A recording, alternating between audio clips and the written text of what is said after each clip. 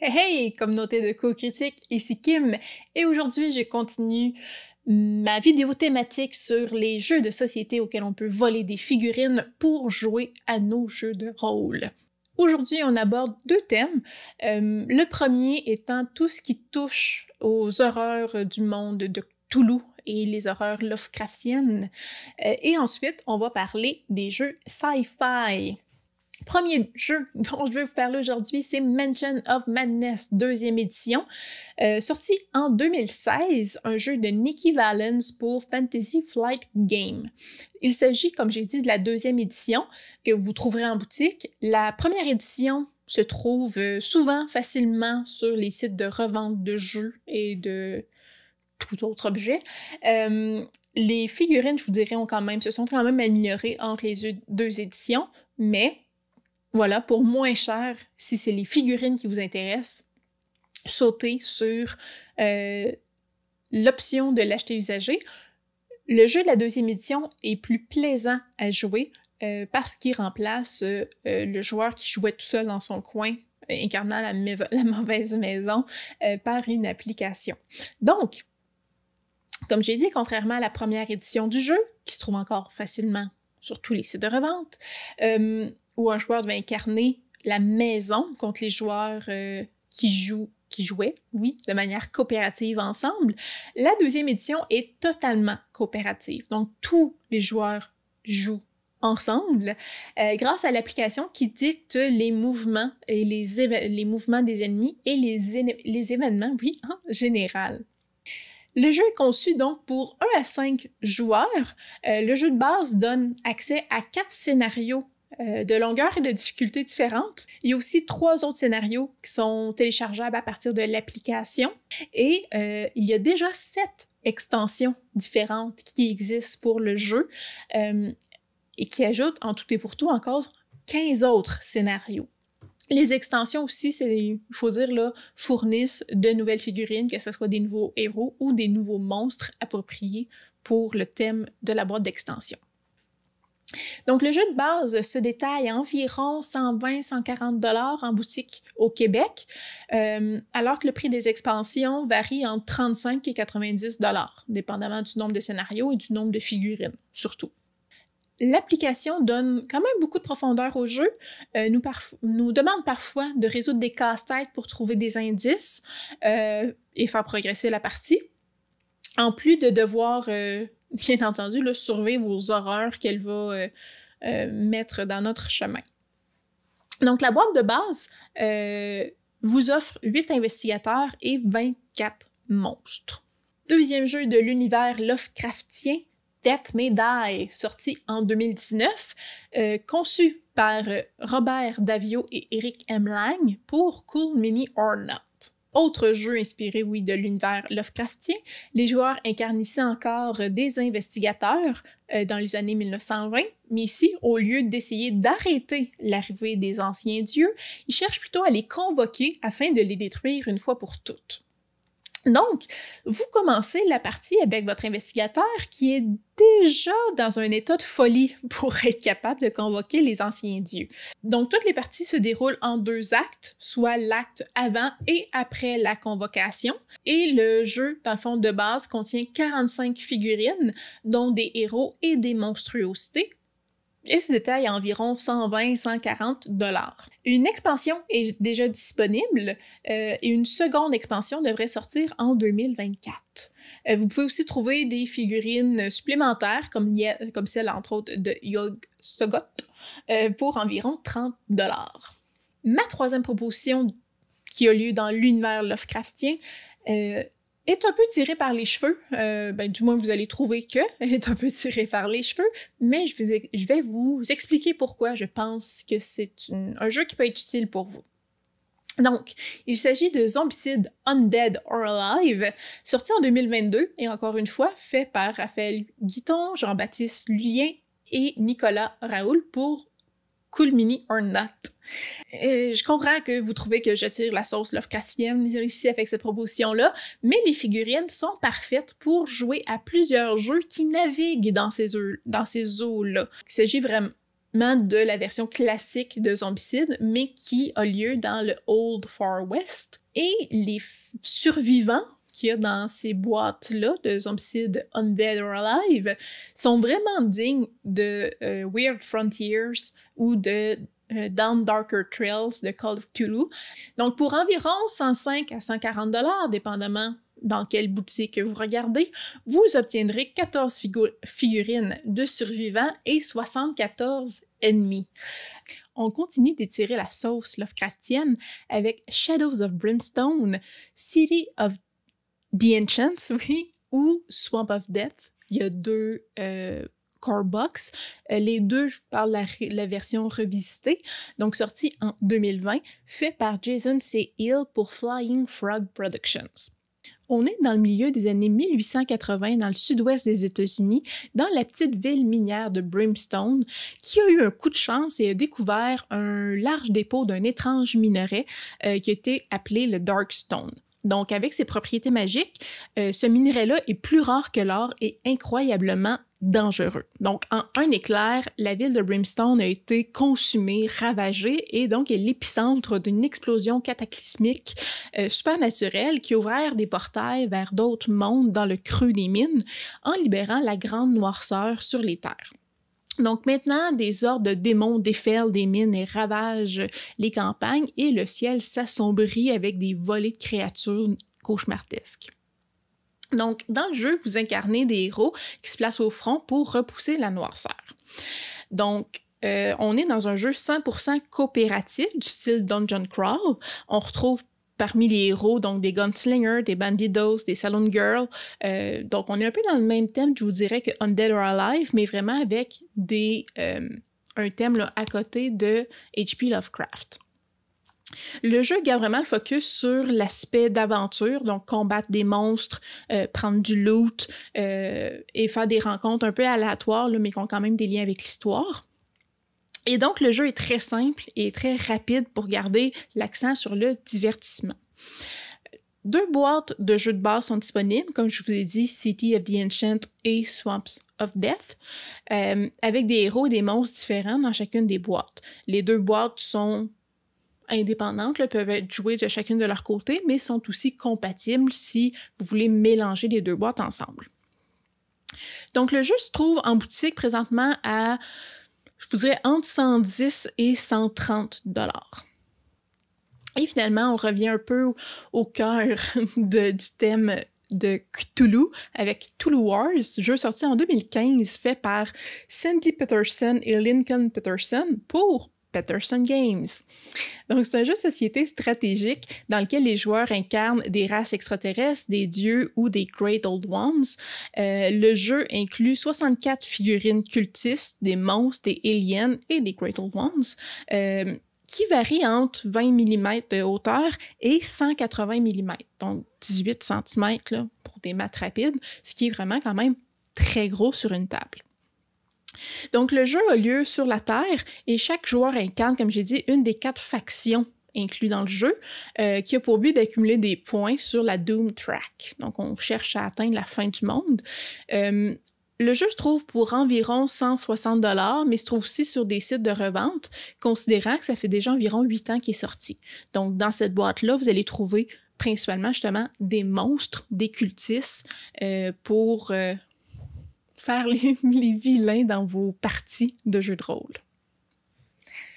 On va changer de thème ici, on va parler de science-fiction. Donc, différents jeux qui offrent différents types de miniatures pour jouer à des jeux de rôle dans le très large éventail des jeux de science-fiction.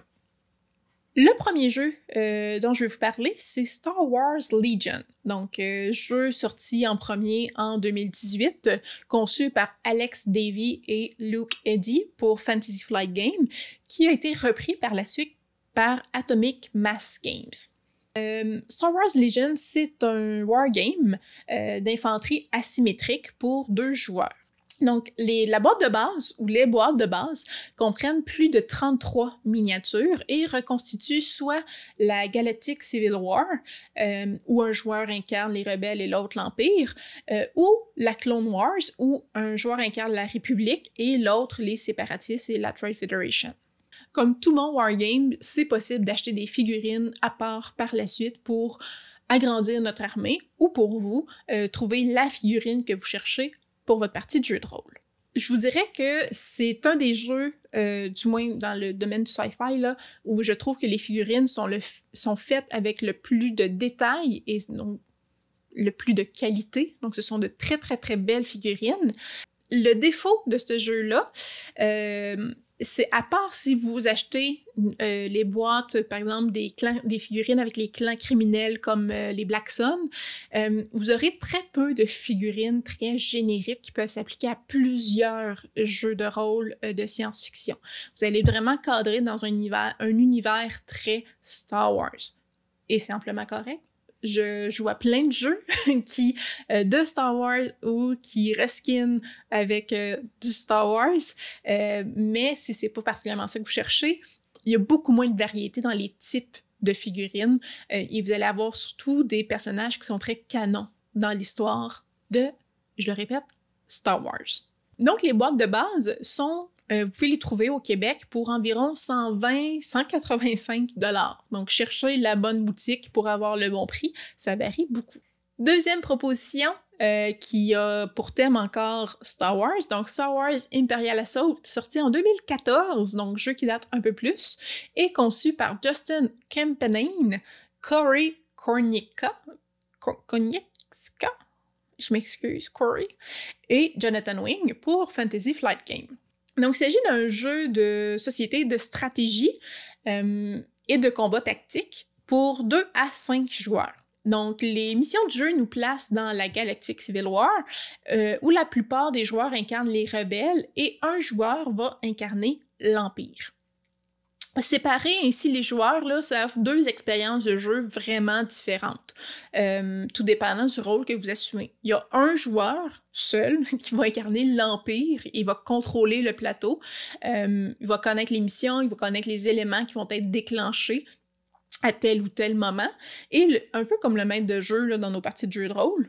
Et le reste des joueurs incarnent différents rebelles avec différentes habiletés qui vont faire face à l'inconnu devant eux, qui connaissent seulement l'objectif principal de la mission. La boîte de base se trouve à environ 120-140 $ canadiens et la plupart des extensions sont disponibles entre 50 et 75 $. Dans la boîte de base, vous allez trouver 6 héros, 22 figurines impériales et 6 mercenaires. Le jeu étant un peu plus vieux que Légion, les figurines sont moins détaillées, sont un peu moins bonne qualité. Par contre, la présence de figurines de héros qui sont pas connus dans l'univers de Star Wars, ils ont créé des personnages pour qu'on puisse les jouer, les rendent plus faciles à utiliser dans vos parties, dans nos parties de jeux de rôle si on désire avoir des NPC ou des personnages joueurs qui sont pas canons de l'histoire de Star Wars. Pour avoir des figurines qui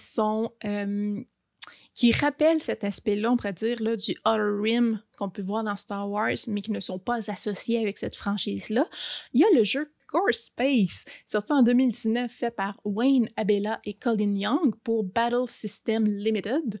Donc, on parle d'un jeu de société pour 1 à 6 personnes. Donc, chaque joueur prend le contrôle d'une bande de traders qui essaient de gagner leur vie là, dans cette dangereuse galaxie, tout en étant chassés par la Purge, une race semi-sentiente de machines humanoïdes dont la seule tâche est de récolter les planètes là, et d'extraire tout ce qui en est vivant. Donc, le jeu peut être joué de manière coopérative ou compétitive. Donc, les missions aussi peuvent être liées entre elles dans une campagne quand même détaillée. Les cartes en 3D sont aussi très inspirantes pour faire des maps pour vos jeux de rôle, des maps de combat, et les éléments de terrain sont aussi vraiment très pratiques. Donc, la boîte de base se trouve entre 100 et 120 $ pour 22 miniatures et on parle de plus de 120 accessoires là, et pièces de terrain divers. Et les boîtes d'extension sont environ 30 $ pour 4 figurines. Prochain jeu, donc encore avec des extraterrestres, mais dans un univers beaucoup plus horrifique. On parle de Nemesis, sorti en 2018, conçu par Adam Kwapinski pour Awaken Realms et Rebel. Donc, ce jeu de société-là va vous mener au cœur de l'horreur de survie là, dans un monde de science-fiction. Chaque joueur contrôle un membre de l'équipage avec un ensemble d'habiletés qui le distingue vraiment des autres joueurs, qui le rend à la fois dépendant de l'équipe, mais aussi essentiel aux autres joueurs. Il s'agit quand même, et il faut faire attention là-dessus, d'un jeu semi-coopératif. C'est-à-dire que bien que vous et vos coéquipiers cherchez à survivre dans ce vaisseau ou cette bâtisse infestée d'extraterrestres qui veulent vous tuer, on va dire ça de même, il se peut fort bien que l'un d'entre vous soit un traître. Donc, vous avez besoin de la coopération des autres, mais vous devez aussi vous méfier des gens autour de la table. C'est donc un excellent jeu avec de superbes figurines que vous trouverez entre 145 et 175 $ au Québec pour obtenir 26 figurines de héros et d'extraterrestres. Encore une fois, plusieurs extensions pour le jeu existent, offrant plusieurs autres figurines et du terrain aussi en 3 dimensions. Et aussi une deuxième version du jeu, Nemesis Lockdown, qui est sortie, qui est comme, dans le fond, c'est un jeu qui peut être joué de manière indépendante, mais qui est compatible avec le jeu de base. Dans le même thème d'extraterrestres, mais là, on parle d'un jeu de franchise, on va parler de Aliens, Another Glorious Day in the Corps, sorti en 2020, jeu fait par Andrew Out pour Gale Force 9. Donc, ça le dit, un jeu Aliens, donc de la franchise de films, mais qui a maintenant aussi son jeu de rôle. Donc, c'est un jeu de survie thématique où les joueurs incarnent des Marines coloniaux, oui, qui s'infiltrent dans Adley's Hope pour trouver des survivants et surtout des réponses. Bien entendu, les xénomorphes vous surveillent à tous les détours et vous traquent dès votre entrée et vous devrez les battre ou vous échapper pour en sortir vivant. Le jeu offre une campagne de 4 missions qui vous permettent d'explorer les différentes zones de l'usine de thermoformation de Adley's Hope, en plus de 2 missions supplémentaires indépendantes qui sont vraiment purement axées sur la survie. Donc, le jeu comprend 16 figurines d'Aliens, vraiment avec le look classique des films qu'on connaît bien, et 7 personnages tout aussi classiques de ces franchises-là. Donc, le jeu peut se trouver en boutique présentement entre 60 et 80 $, ce qui en fait, je crois, le jeu le moins dispendieux dont je vous ai parlé dans cette petite série de vidéos. On reste avec les extraterrestres et je ne peux m'empêcher encore une fois de nommer Zombicide, mais cette fois-ci Zombicide Invader et Zombicide Darkside, les deux sortis en 2019. Donc, avec encore le trio habituel de Raphaël Guiton, Jean-Baptiste Lulien et Nicolas Raoult pour Cool Mini or Not. Donc, le jeu est conçu pour, en fait, de 1 à 6 joueurs. Et dans ces 2 jeux-là, les humains sont partis dans les confins de l'espace afin de trouver un carburant à haute puissance.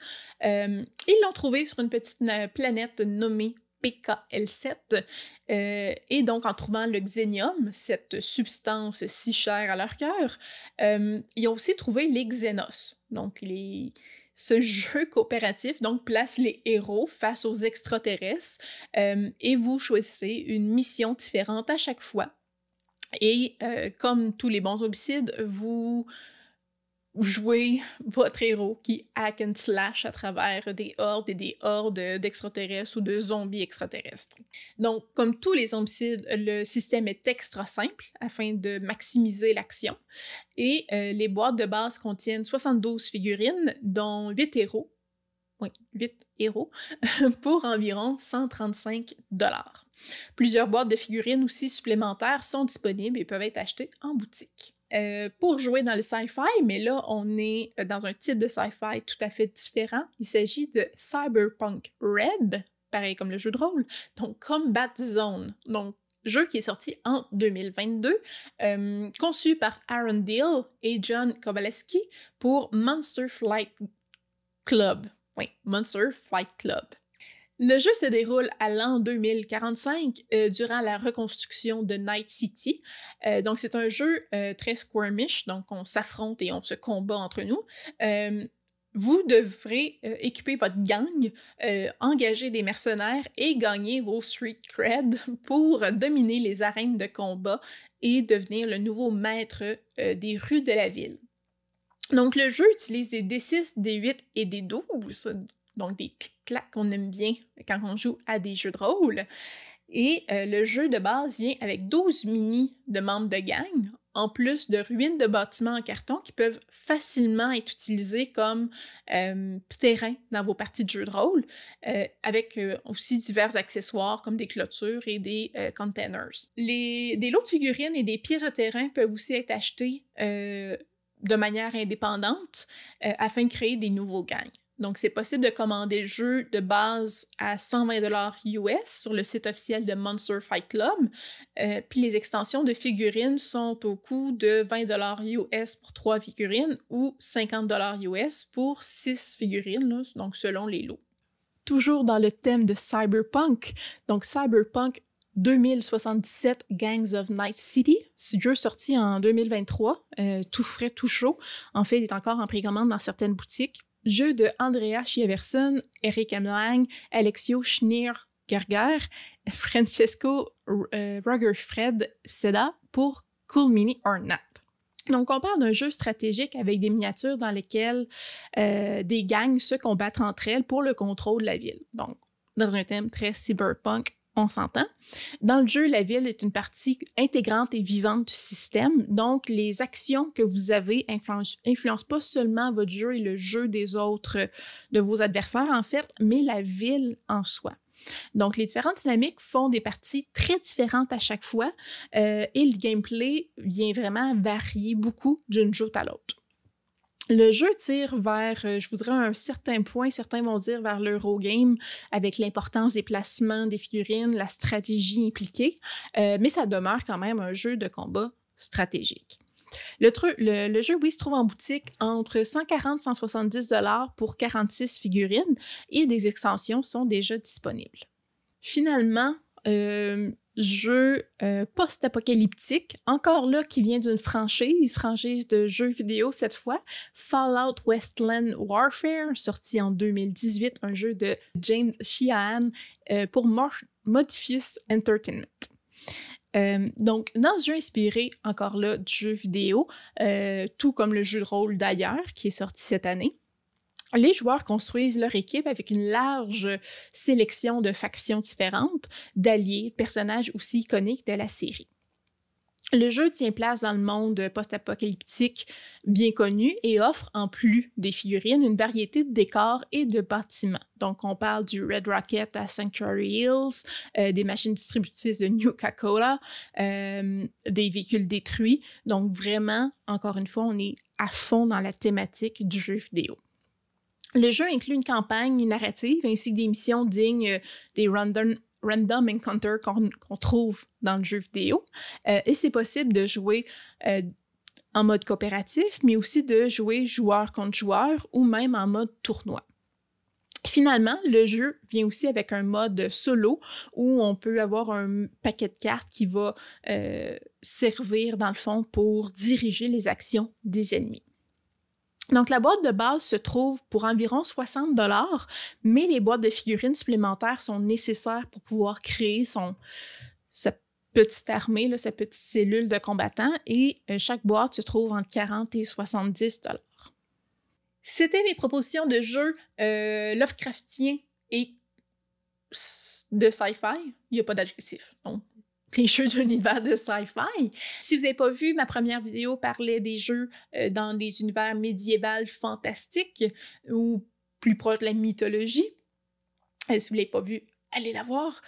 Sinon, s'il y a d'autres jeux qui utilisent des figurines et qu'il y a donc beaucoup de figurines qui peuvent peupler nos tables de jeux de rôle que je n'ai pas nommées, parle-moi en commentaire. Premièrement, je suis tout le temps heureuse de découvrir des nouveaux jeux de société, comme les jeux de rôle, mais je suis aussi très curieuse que vous partagiez la bonne nouvelle à tout le monde.